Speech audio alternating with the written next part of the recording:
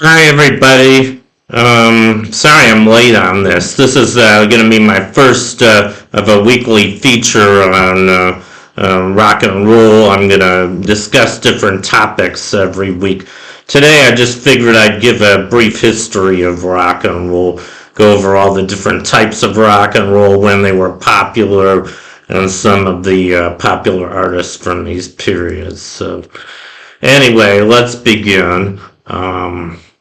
Anyway, so I guess I want to start with the roots. This would be before the beginning of rock and roll, before about 1954.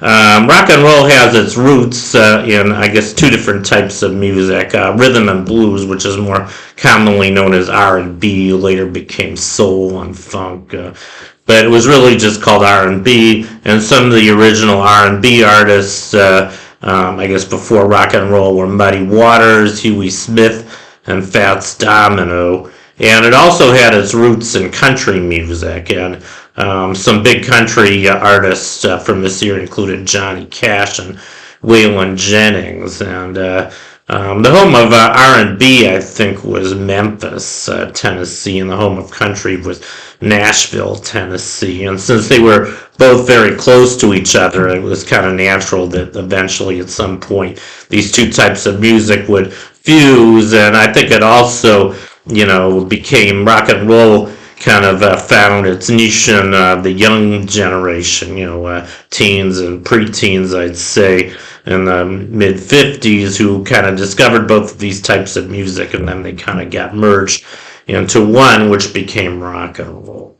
So those are sort of the roots. And then I guess rock and roll, most people think it started around 54, 55. I don't think anybody really agrees exactly when rock and roll started. A lot of people think Rock Around the Clock was one of the first, or maybe the first rock and roll song. That was by Bill Haley in his Comets. It was featured in a movie called Blackboard Jungle, and it really resonated with the young generation. As a matter of fact, I heard that young people, when they went to see that movie, they got so excited by the song Rock Around the Clock that some of them were even tearing the seats out of the theater. So you can imagine what that must have been like.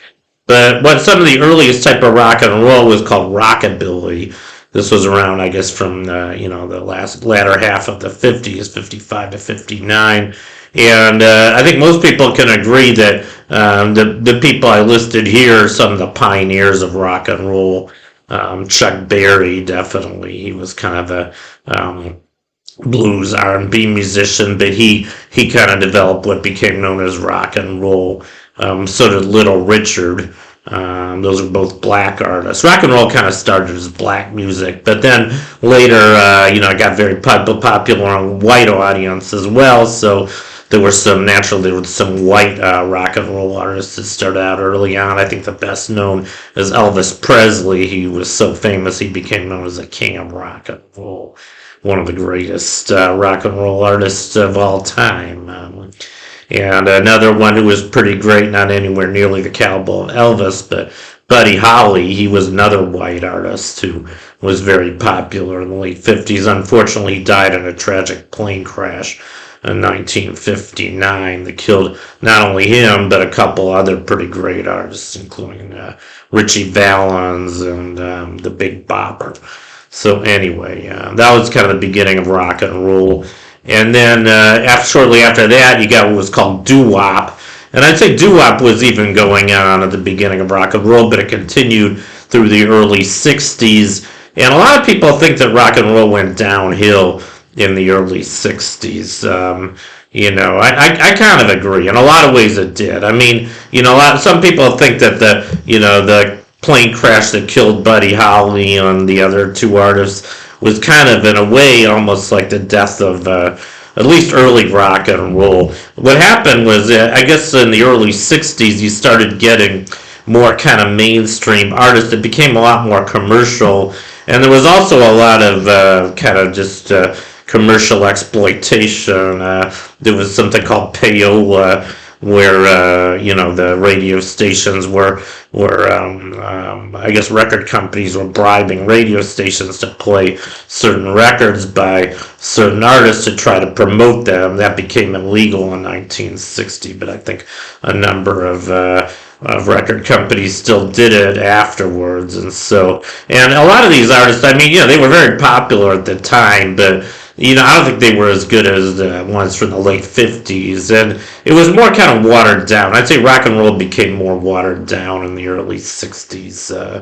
I mean, there were some good movements. In all fairness, I guess Motown got started in the early 60s, so did some of the big girl groups, Phil Spector, the Wall of Sound, and, the surf sound, the California surf sound, like the Beach Boys, and also a lot of dance crazes, mostly by Chubby Checker, like the Twist, and Limbo, and, Pony, Watusi. So there were a lot of popular, crazes connected to rock and roll, but I'd say it became more mainstream and not quite as creative during this period. So I would say in 1963 we were kind of, waiting for something new, and we did get it. We got the British invasion in 1964. This was, a lot of people, a lot of music aficionados think that the British invasion was almost as big a transition in music as the birth of rock and roll. I kind of agree with that. I mean, nobody'd seen anything like the Beatles. I mean, Beatlemania just swept the country. It was an amazing thing. And, I don't think it's any coincidence that Beatlemania and the British invasion started just a few months after the assassination of, President Kennedy. Because that was a shock to the nation. I mean, I think people in the early 60s were kind of complacent. Everything kind of seemed hunky-dory. Times were pretty good. And then all of a sudden JFK gets assassinated and the nation's in shock. And it's almost like we needed something new, a breath of fresh air. And I think we got that with the British invasion. At least the young people got that. And of course the Beatles were the first of them,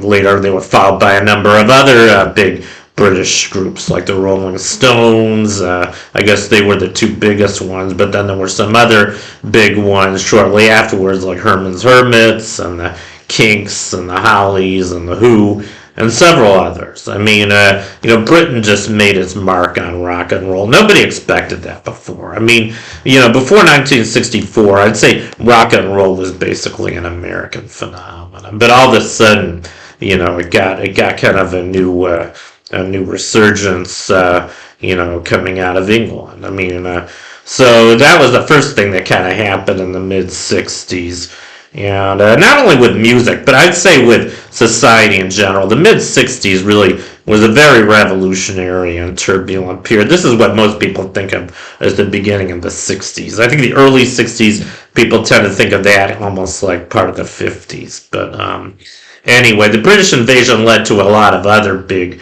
innovations in music, and one of them was folk rock. And I'd say this one had its roots more in the United States, and I think the guy who really kind of fueled the whole folk rock movement was Bob Dylan. Bob Dylan was amazing. I mean, he couldn't really sing, but he was just probably one of the greatest songwriters of all time. He was a poet. He was just an amazing poet with his music, and he was influenced by some older folk music, by people like I guess Woody Guthrie. I think he was his biggest influence. Also some country artists like Johnny Cash. And due to Bob Dylan's success, since he wrote so many amazing folk songs, a lot of other artists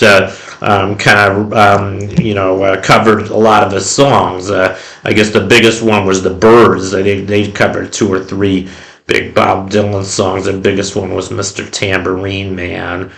They also did My Back Pages and All I Really Want to Do.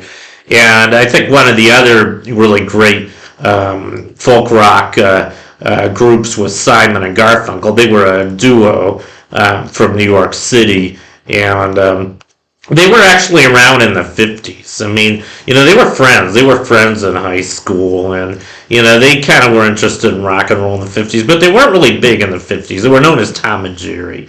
I think they just had one minor hit, Hey Schoolgirl in the 1950s as Tom and Jerry. But then once the folk rock music, folk rock craze started, they found their niche in folk music, folk rock. And they had some really great hits like The Sounds of Silence and Mrs. Robinson and Homeward Bound. And I think most people have seen the movie The Graduate. They played, a lot of their songs in The Graduate, which was a really great movie, very revolutionary movie. And, I think this kind of was still part of the sort of revolutionary spirit of the 1960s. And then folk rock was shortly afterwards followed by psychedelic rock. And this, I think most people believe, got started around 1967. 1967 is what became known as the Summer of Love. And this was a new scene mostly centered in San Francisco around the Haight-Ashbury district. There were all these kind of, local rock groups that were getting their start in the Haight-Ashbury district of San Francisco. I'd say around 1965, 66. They didn't really make it big till 67. But then all of a sudden you had this psychedelic rock craze starting in 1967, and it was very highly influenced by a lot of drugs.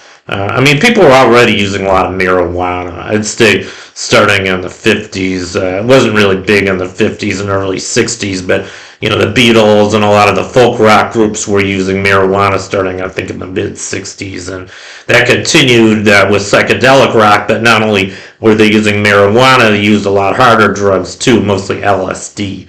A lot of hallucinogens, and I guess I haven't used too many hallucinogens. I did use mushrooms a couple times, and I've tried edibles. I don't enjoy it. I don't enjoy hallucinating, but I guess some people do, and I think most of the psychedelic rock musicians, the one I mentioned here, they did use a lot of the psychedelics, mostly I guess LSD. And I guess that was very influential in their music. You can kind of tell on the imagery that they kind of portray in their songs, not only in the lyrics, but in the whole, they used a lot of sitar, they used a lot of synthesizer. It was just very trippy music. Some of it almost makes you seem high just listening to it. So, I do like these groups. I do really like their music. Unfortunately, there were three really big musicians from this era who all died around the same time. They're known as the 27 Club because they all died when they were 27 years old. The first of them was Janis Joplin, I believe. Or no, Jimi Hendrix. I don't remember who was first. I think Janis Joplin was the first who died early in 1970, I believe. And then Jimi Hendrix shortly thereafter. And then Jim Morrison of the Doors. They all died of drug overdose. So very unfortunate. Unfortunately, there was a lot of drug use during this time, and I guess it took its toll on a number of these artists. Unfortunately, also kind of I think spelled the end of the psychedelic rock movement around '69. I'd say this kind of culminated with Woodstock, by the way. There was a big music festival in upstate New York called Woodstock. It was a 3-day festival. It was one of the biggest rock concerts of all time. Had 500,000 people go to that, and it was just a big, not just a big. They had, I don't know how many artists played this thing, probably about 30 or 40, and it went on almost continuously for 3 days. So, must have been something to be there. I was only 7 years old at that time. I guess if I'd been born about 10 years earlier, I'm pretty sure I would have tried to go to, because I heard it was pretty far out, as they used to say. But anyway, that was psychedelic rock. And, I think I should mention one more thing before I get off of this. So I really like a lot of the music. I think my favorite music of the rock era is from the mid to late 60s. I'd say 65 to 64 to 69. Everything from the British invasion until the end of psychedelic rock. I would say that was the heyday of rock and roll. And, you might wonder, what fueled all this revolutionary sentiment. Well, I think one of the biggest things it did was the Vietnam War. I mean, a lot of young people at this time, a lot of young adults were getting drafted into to fight in Vietnam, which was a terrible war. I think a really unnecessary war. It was part of the Cold War. And involved a lot of terrible deaths, and even the ones that didn't die, they were severely traumatized. A lot of them were terribly injured, lost body parts, and they suffered terrible trauma from that war. And I think that just fueled a lot of the discontent of the young generation that had already existed previously. I think starting in the 50s, and it even gave young people more reason to be angry at the older generation, because now the older generation was drafting them. But, I think one thing that happened in the 70s is we did eventually get out of Vietnam, and so then things started cooling down. But another thing that happened, I think, with rock and roll starting in the 70s, and I think it matured, because, the rock and roll artists were getting older. I mean, if you look at early rock and roll, it was a teeny, it was like they called it teeny bopper music. Like it was music for young teens, even for some preteens. And I think gradually over the years, as teenagers kind of adhered to rock and roll, they gradually got older, they grew with the music, and I'd say that the artists themselves kind of got older too, and their music got more mature. And you can really see that with classic rock. This was rock and roll from the 1970s, and I think most people call rock and roll from the 1970s classic rock. And I can think of about 4 different types of classic rock. There's probably more that I didn't list here, but I think these are the main ones. Hard rock. And some of the biggest hard rock bands included Led Zeppelin, Rod Stewart. I guess he was originally with a group called Faces, but then he went solo. And Aerosmith was another big one. There were a lot of other ones. Jeff Beck group, just dozens of them. But these were the main ones. And you could tell their music was very innovative. I mean, I guess it's called hard rock because a lot of it was louder than a lot of the previous rock and roll. A lot of them made a point of being really loud. But not just loud, but kind of provocative too. And a very provocative type of classic rock was glam rock. What started happening, I think, in the early 70s was there were a lot of artists who kind of, came up with a new image, which they called glam, and it was almost like it was kind of an androgynous movement. I mean, a lot of these artists, a lot of their outfits were very effeminate, and they made a point of kind of, I don't know if they were trying to look like men or women or maybe a combination, but this really was very popular for a while, the 70s. I guess the androgyny was kind of popular in the 70s. I mean, homosexuality became more mainstream, became more accepted, and I think rock and roll started embracing some of that. As well as transvestite and transgender kind of attitudes. And I think these artists I list here kind of epitomized a lot of that. Elton John, David Bowie, Alice Cooper, and Kiss. Kiss were known for wearing makeup on their faces, pretty wild makeup. David Bowie, a lot of people think he kind of looked like a woman. Alice Cooper, you can tell his first name was Alice.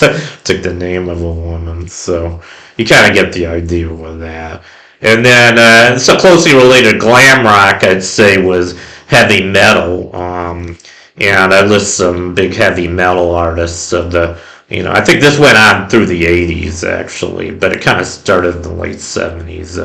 You had some heavy metal bands like Nazareth and Van Halen and AC/DC and Def Leppard. And one thing about heavy metal made a point. It was a little like glam rock in the way that it was very image-oriented, but the image was more kind of, I'd say it was more almost like antisocial. Like it was very loud. I think heavy metal was probably the loudest of all of these types of music.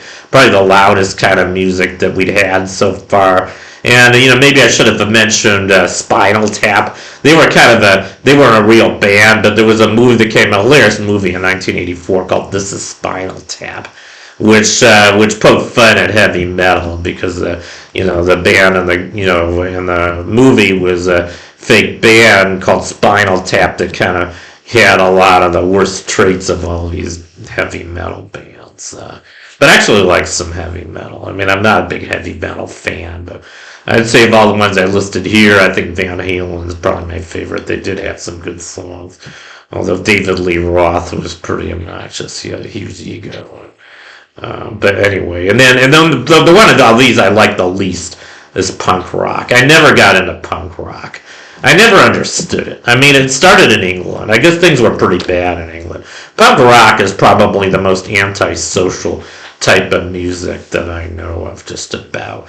I mean, that's when the body piercings started, and they just, some of it doesn't even sound like music. Some of it just sounds like screaming, or, these guys were just kind of doing whatever they wanted. And, I don't think they even really cared that much about the quality of their music anymore. A lot of it really didn't sound like it had any tune.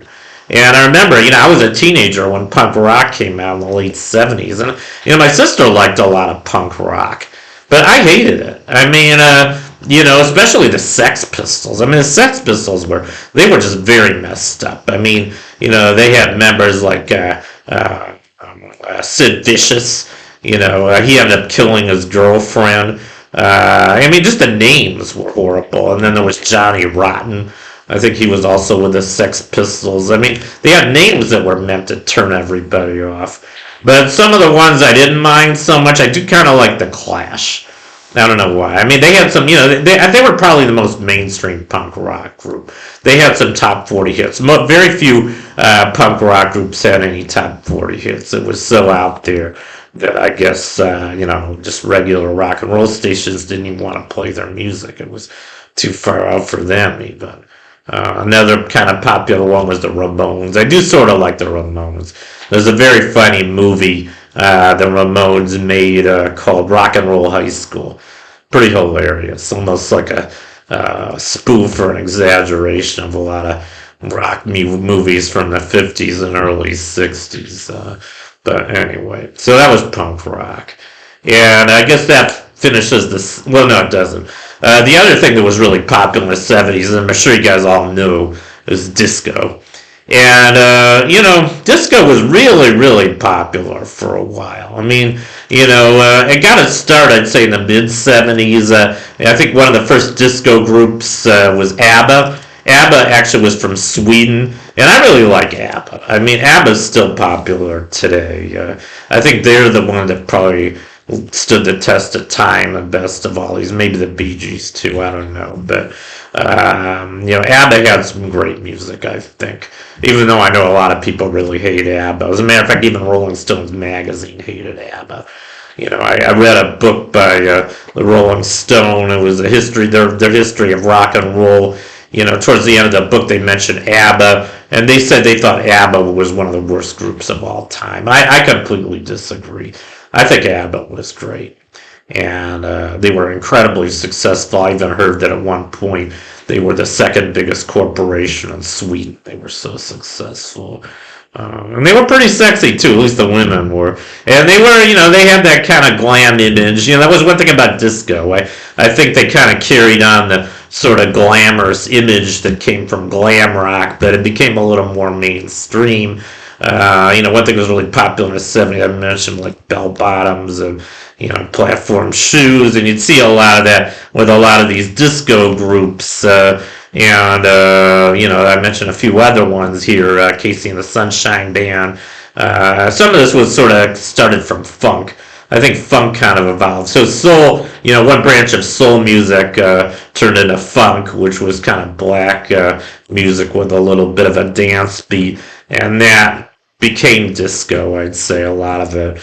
And then, of course, the Bee Gees, they were probably the best known disco group of all time, mainly because of Saturday Night Fever. They didn't actually start as a disco group. They started in the 60s, and they did more kind of mainstream rock and roll in the mid to late 60s, even the early 70s. But then they went disco in the mid 70s, and their career was really launched by the movie Saturday Night Fever, which featured, I think, 6 of their songs and a bunch of other songs written by them.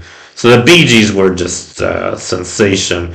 And then another big one was Donna Summer. She had dozens of big disco hits. There was also a group called Chic. Disco was just so popular. I'd say 78 was probably the heyday of disco. I mean, in 1978, there were just discos everywhere. Everybody was going to discos. Everybody was listening to disco music. It was all over the radio. It was all over the place. Everybody seemed to really love it. And I guess by 1979, people got really sick of it. People started saying disco sucks. I mean, there was just too much of it.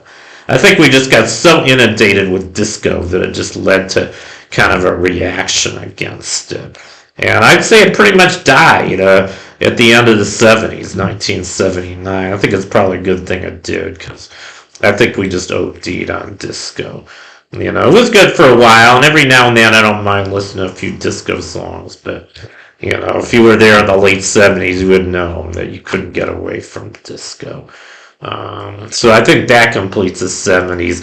I think the biggest kind of innovation in music and rock and roll in the 1980s was called New Wave.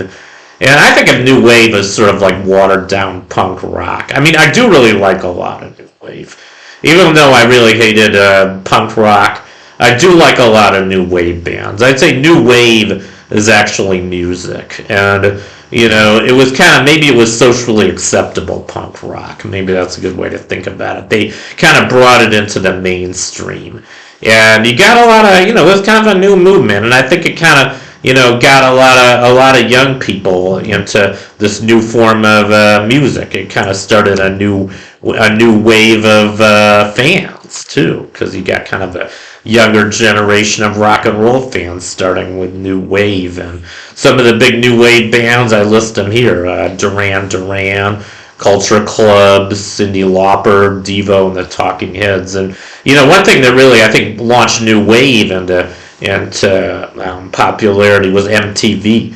I mean, MTV mostly, that started in 1981.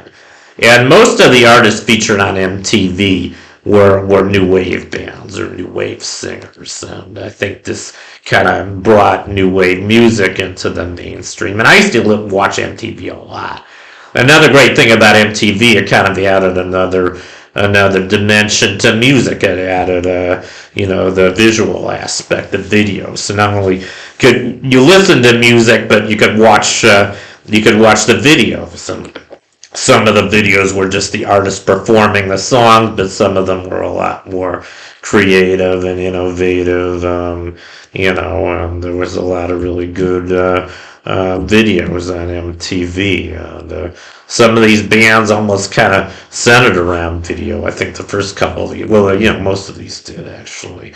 They all had kind of provocative images. I mean, Devo, they kind of dressed up like robots. Devo stands for de-evolution. It was, kind of a joke, I guess. Duran, a lot of these guys were called big hair bands because they had big wild hair, and a lot of them had different, put weird, hair dye, colored their hair weird, like Cyndi Lauper and Boy George of Culture Club.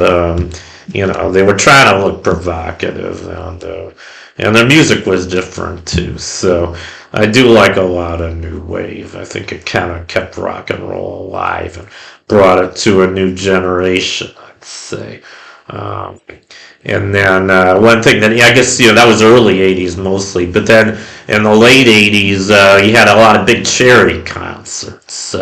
This was a big thing that happened, I think, mostly in 85 and 86.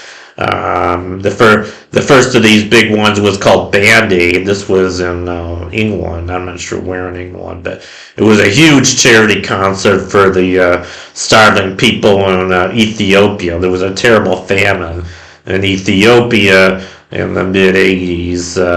And a lot of people, a lot of Ethiopians were starving, and so in order to try to help them, there were these big relief concerts where the money raised went to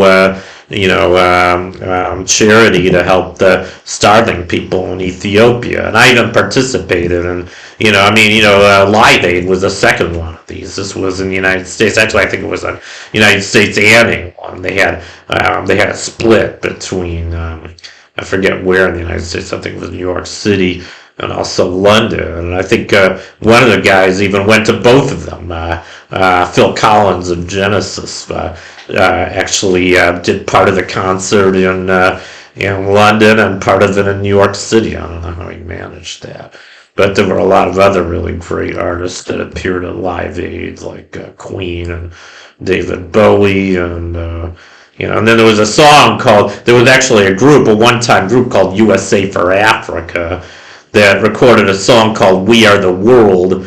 They recorded an album as well, but all the money, all the profits from the records got sent to help the starving people in Ethiopia, and I did that, and I bought a copy of We Are the World, and it was a #1 hit. I think it was #1 for a total of 4 weeks. It was a big #1. I think one of the biggest songs in 1985, and mostly just because so many people bought it because they wanted to help the people in Ethiopia. So I'm glad I participated in that. I didn't go to the concert. I watched it on TV. I watched a lot of it on TV. There was also a thing called Farm Aid in 1986 that was to help struggling farmers in the United States. I don't think that was as big a one, but I remember when that was going on, they had a thing called Hands Across America, where they tried to get people to hold hands, join hands all the way across the United States. I think they did it most of the way across, but they had to break in a few places. Like they couldn't get them all hold hands across the Mississippi River. But anyway, I remember when that was going on. So I think it was a good thing they did this. And then I don't know. I kind of stopped liking a lot of rock. I don't even know if you could still call it rock and roll. But starting in the mid '80s, I really started getting turned off by a lot of the new music. And one of the things that turned me off the most was rap. I really hated rap. I still don't like rap. At least the first rap that came out. I mean, I remember in the mid to late '80s when rap was popular, and you had these big radios called ghetto blasters, and it was mostly, I don't want to sound racist, I hope I don't sound racist here, but it was mostly African Americans who really were into rap, at least at first. And they would blast their ghetto blasters in their neighborhood. They'd turn them up as loud as they could, for the whole neighborhood to hear. And naturally, that annoyed a lot of people. And, I think it created a lot of racism because of that. I mean, I think it was a pretty stupid thing they did because there was already a fair amount of racism. I mean, there's been racism against African Americans throughout our whole history, our whole country's history, but I don't think rap helped. I mean, I think early rock and roll helped a lot. There were some great black artists. I mean, black people started rock and roll. Don't forget that.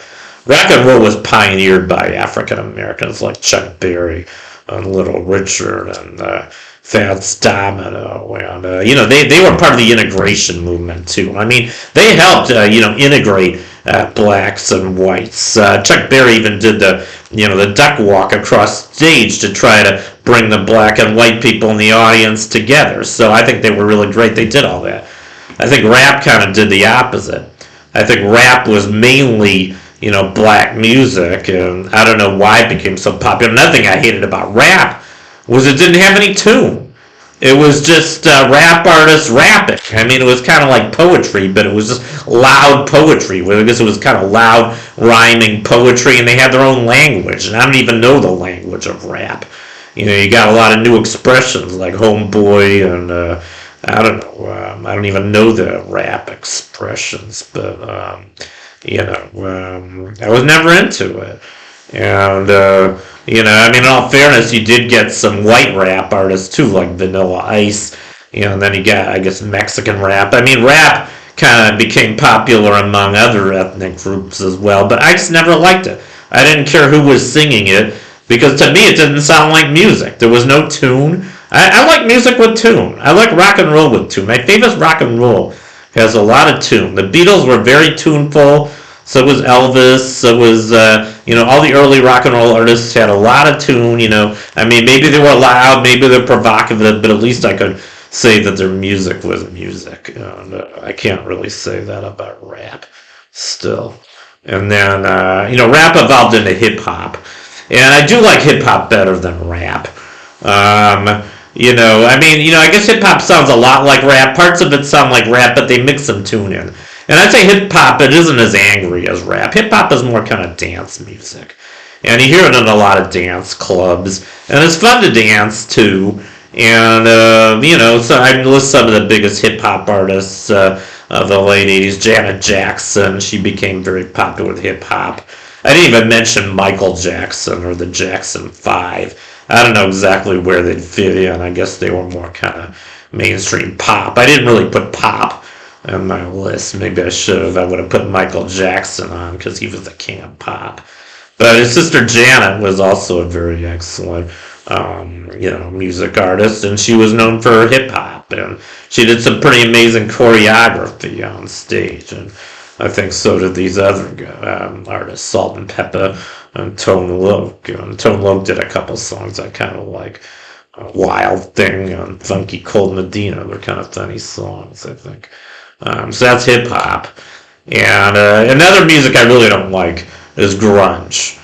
I never got into grunge. I don't know why. I know grunge was very popular in the 90s. Now I'm getting in the 90s. And I think the most well-known grunge rock group was Nirvana. I never got into their music. I don't know. I mean, Smells Like Teen Spirit is kind of a 90s grunge rock anthem. But I never got into it. I mean, it sounds very noisy to me. It was very antisocial. I think one thing about grunge, one thing that kind of marked grunge, it was a little like punk rock in a way. Punk made a point of being very antisocial, and so did grunge. And I don't know what grunge is all about. I mean, just a lot of it's very dark to me. I mean, the lyrics is just very, very dark and very negative. And here's some, Beck is another one that's really negative. The song Loser. I mean, Loser has got to be one of the most antisocial songs I've ever heard in my life. Just all the lyrics are just it's almost hard to listen to, I mean, one of the groups I do kind of like, I don't know if you really call them grunge, but I do like Green Day. They had a really good song called Basket Case. Maybe another grunge rock group I didn't mention is The Offspring. I don't know if you call them grunge or punk, but they had a song I like called Self-Esteem. I mean, some grunge I guess I sort of like because maybe it kind of expresses how difficult a lot of life was in the 90s for a lot of teenagers and young people. I guess a lot of them kind of felt like their life was kind of pointless or meaningless. But to me, it's kind of a depressing philosophy. I mean, if you look at the 60s, a lot of the philosophy in the 60s was peace and love and making the world better. It was very utopian. It was very positive. And I'd say grunge was kind of the opposite. Punk and grunge, I guess, were both kind of the opposite. They're very dark and very existential. And, just kind of like life is meaningless and what's the point, and I don't agree with that. I think life does have a point. As a matter of fact, I think I know what my purpose is in life, which is to teach math and try to enlighten as many people about it as possible. So, I think we have to have an optimistic spirit in life. Otherwise, we're not going to get anywhere. You kind of, create, a mood. The mood is kind of, started by you. So if you have this kind of mood of grunge rock, it kind of, I think it just kind of, what's the word?